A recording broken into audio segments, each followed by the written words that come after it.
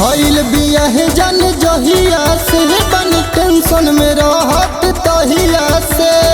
अरे सोना ऐसे काहे कइलू सिटी भइल बिया है जन जहिया से बन टेंशन में रहत तहिया से। चाहते ससुरावा तोहरा जिंदगी से हाथ धो दे। सुना ऐसे जानी कहा हमारे यार हो तोहरा लाभतार छो दे हब सोना कोइले बानी लइके बस प्यार हो तोहरा लाभतार छो दे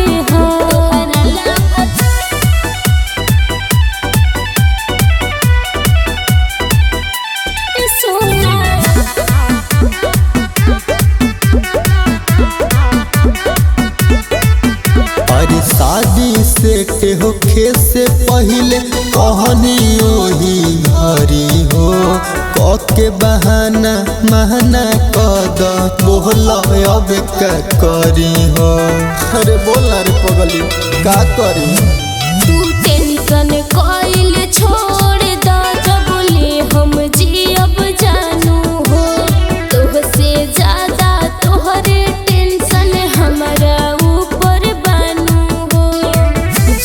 चले न रानी तोहर क्रिया तुमके खो दे। ऐसे जानी कहा हमारे यार हो तोहरा लाभतार छो दे हब सोना कोइले बानी लइके बस प्यार हो तोहरा लाभतार छो दे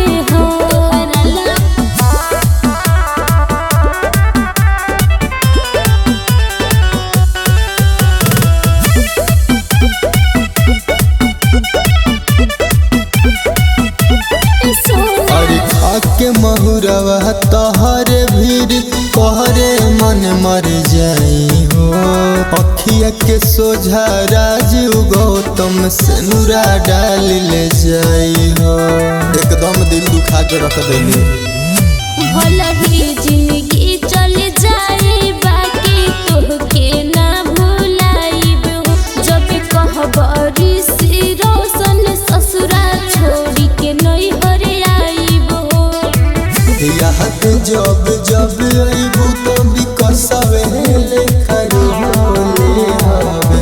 ऐसे जानी कहा हमारे यार हो तोहरा लाभतार छो दे हब सोना कोइले बानी लइके बस प्यार हो तोहरा लाभतार छो दे हब।